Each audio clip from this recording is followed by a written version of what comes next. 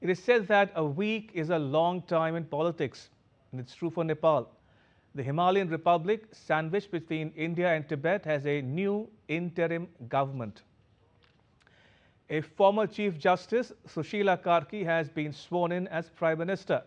Parliament has been dissolved and an election has been called for 5th March 2026. It marks the culmination of a week-long anti-corruption protest by Gen Z, the loose umbrella title of the youth movement. Justice Karki has two firsts to her name. She is the first woman Chief Justice of Nepal and now the first woman Prime Minister of the country. The manner in which she was chosen is equally interesting. More than half of Nepal's 30 million people are online.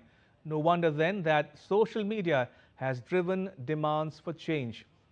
A US-based app called Discord is particularly popular with Gen Z. Now, Discord is a free app for voice, video, and text communication, allowing users to connect with others in private messages or within large online communities known as servers. Originally popular with gamers, it has expanded to become a versatile tool for people with shared hobbies and interests to form communities. Now, this is how it works. Users can join or create servers which are organized into text and voice channels for real-time communication, file sharing, and screen sharing. Gen Z protesters formed a community called Youths Against Corruption on Discord to organize and vote for the Prime Minister. That's how Sushila Karki was picked for the post. And that's how Nepal went from discord to accord. Now, every which way you look at it, Nepal is a story that's captivated the world. Our protests against corruption, made worse by a social media ban, snowballed into a full-blown popular uprising, toppling the government and igniting calls for real change. How did Nepal get here? And more importantly, where does it go from here? The next report has the answers for you. Sri Lanka 2022. Bangladesh 2024.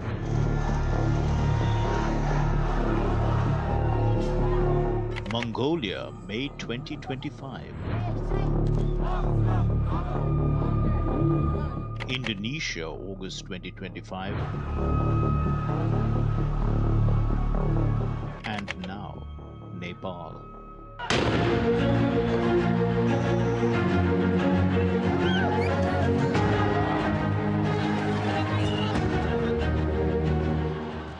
Generation Z, the digital natives born between the mid-1990s and early 2010s, who make up a huge chunk of Nepal's population, have been protesting for many months about corruption and nepotism.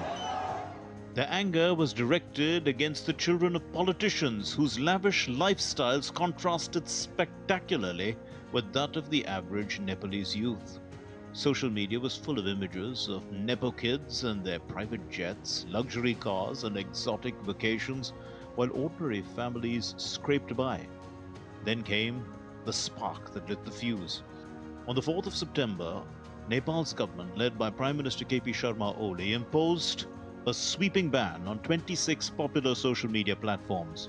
We're talking Facebook, Instagram, WhatsApp, YouTube, and X, tools that 90% of Nepal's population rely on for everything from staying connected with family abroad to running small businesses and sharing news. Nepal's per capita income hovers around $1,400 per year, and with youth unemployment soaring, social media was a lifeline for young people dreaming of better opportunities. The government claimed that the platforms failed to register under new regulations aimed at curbing fake news, hate speech, and online fraud. But the Gen Z and human rights groups saw it as a blatant power grab to silence dissent. The ban felt like the final straw, cutting off their voices just as they were amplifying these inequalities. You see, a third of the Nepalese people live and work abroad. They have seen the kind of progress other countries have made. And so they are questioning that, so many other countries, including in our neighborhood, are doing well. They have increased their living standards rapidly. Why is it that Nepal is not growing as fast as they would like it to grow? Why is it that Nepal is not able to create the jobs to accommodate the young people or to meet the aspirations of the young people? So these are the issues that are bothering the protesters. On 7th September, activists such as Sudan Gurung, the 36-year-old president of a youth-led NGO called Hami Nepal, rallied his troops via still-open apps such as TikTok and Viber. Gurung, a former event organizer who turned to activism after losing his child in the 2015 earthquake, urged students to protest peacefully, wear school uniforms, carry books, and march to symbolize education over violence. Hami Nepal, which focused on disaster relief and youth empowerment, had already built a network through Instagram and Discord, sharing safety tips and routes. And so, on 8th September, thousands of Gen Z protesters, mostly teens and young adults, gathered in Kathmandu's Maithigar Mandala, a bustling square near the Parliament building. The protests quickly morphed into something bigger. Protesters surged towards the Parliament complex, occupying a security building in a bold show of defiance. But the response was brutal. Police fired tear gas, rubber bullets, water cannons, and according to Amnesty International and the UN, live ammunition as well. At least 51 people have been killed and more than 1,300 injured. Hospitals overflowed. Protesters ferried the wounded on motorcycles. Curfews were slapped on parts of Kathmandu, Pokhara, and Rupandehi. But the anger only grew. The UN Human Rights Office called it shocking and demanded a probe into the disproportionate use of force. By the 9th, the protests had exploded into a nationwide anti-government storm. No tsunami, an avalanche that came hurtling down, destroying everything in its path. Everything. Nothing and no one was spared. The president's estate was looted. The prime minister's residence was vandalized. The parliament was targeted. The country's top court was attacked. Government ministers were chased down and assaulted. Finance Minister Vishnu Prasad Podal was kicked, stripped nearly naked, and chased into a river. Prime Minister Oli's private residence was set on fire. Former Nepal Prime Minister and Maoist leader Pushpakamal Dahal Prachanda's house was ransacked. Another former Prime Minister and Nepali Congress leader Sher Bahadur Duba and his wife were almost lynched.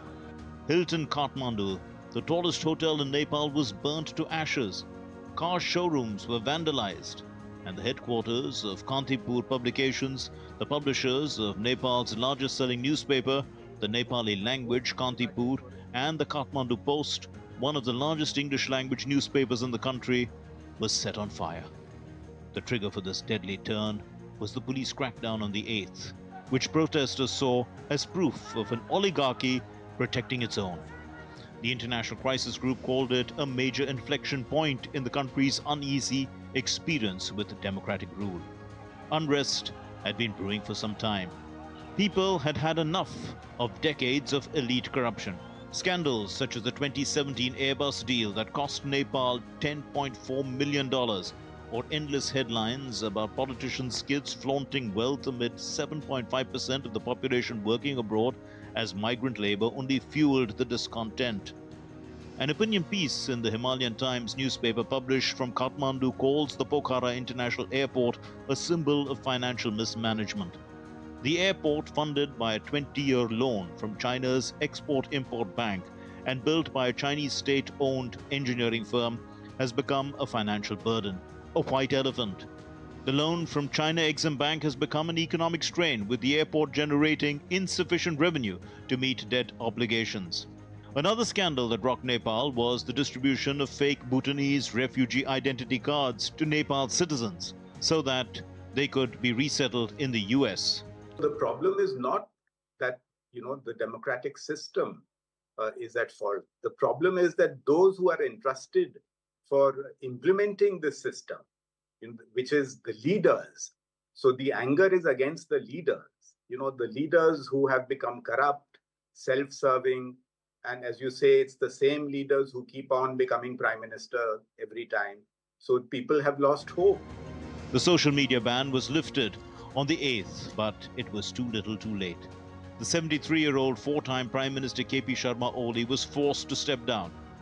The Nepal army was deployed to patrol the streets and appeal for calm.